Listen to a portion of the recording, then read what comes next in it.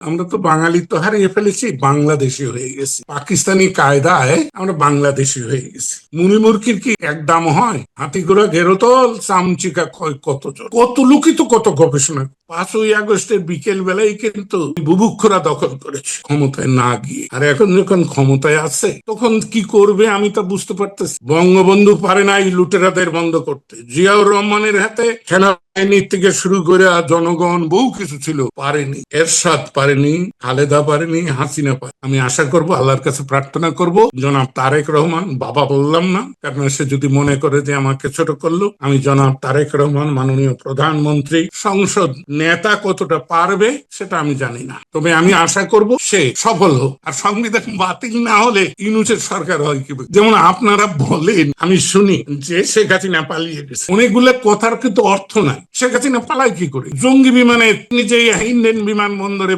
ভারতে নামলেন, পলাইলো কি করে? পলাইছে ওবায়দুল কাদের না বায়তুল কাদের? জানাচ্ছি। আমি শুরুতেই একটি বিষয়ে, যদিও এর সাথে রিলেট করা যায়, সেই হিসেবে আমি প্রশ্ন করছি যে ডক্টর ইউনূসের সরকারের সময় আমরা দেখেছি মুক্তিযোদ্ধারা নানান ভাবে আক্রান্ত হয়েছেন, রক্তাক্ত হয়েছেন, এবং মঞ্চ ৭১ একটি অনুষ্ঠানে আপনার উপরেও মব সৃষ্টি করা হয়েছিল, মুক্তিযোদ্ধাদের উপরে মব সৃষ্টি করা হয়েছিল, তার মধ্যে আমিও ছিলাম, আমাদেরকে আটক করা হয়েছিল। সেই দিনের অনুভূতি সম্পর্কে সম্ভবত আপনি এখনো আনুষ্ঠানিকভাবে কোনো প্রতিক্রিয়া জানাননি। আপনার সেই দিনের অনুভূতিটাকে একটু ছোট করে বলবেন? ধন্যবাদ। আমি সাধারণত 2015 সালের পরে নিজের অনুভূতি সম্পর্কে কোনো মতামত, কারণ আমার মতামত অন্যের অনুভূতিতে বড় আঘাত লাগে, যিনি একটা হট্টগোল শুরু। আমি এই বয়সে হট্টগোলের মধ্যে যেতে চাই না, সেই জন্যই আমি সাধারণত অনুভূতি প্রকাশ।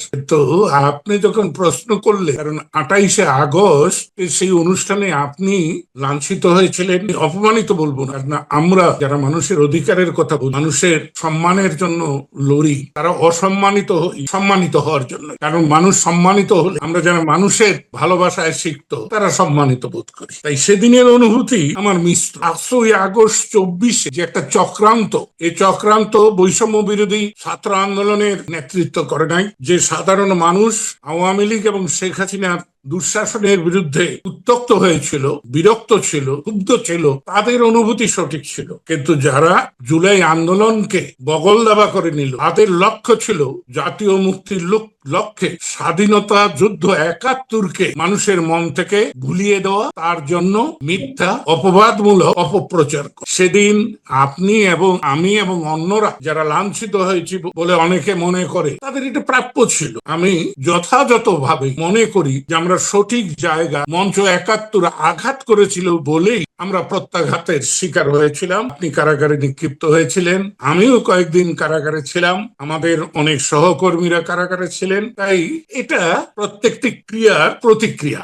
আমরা একটা ক্রিয়া করতে গিয়েছিলাম, সেটা জনস্বার্থে, বাঙালির স্বার্থে, গণমানুষের অধিকার প্রতিষ্ঠার স্বার্থে। যারা গণমানুষের অধিকারকে পদদলিত করতে চায়, ভূতপিষ্ট করতে চায়, বিপদগামী করতে চায়, তারা তাদের প্রতিক্রিয়া দেখাইছে। আমার মধ্যে কোনো বিরূপ অনুভূতি নেই, বরঞ্চ আমি আনন্দ অনুভব করি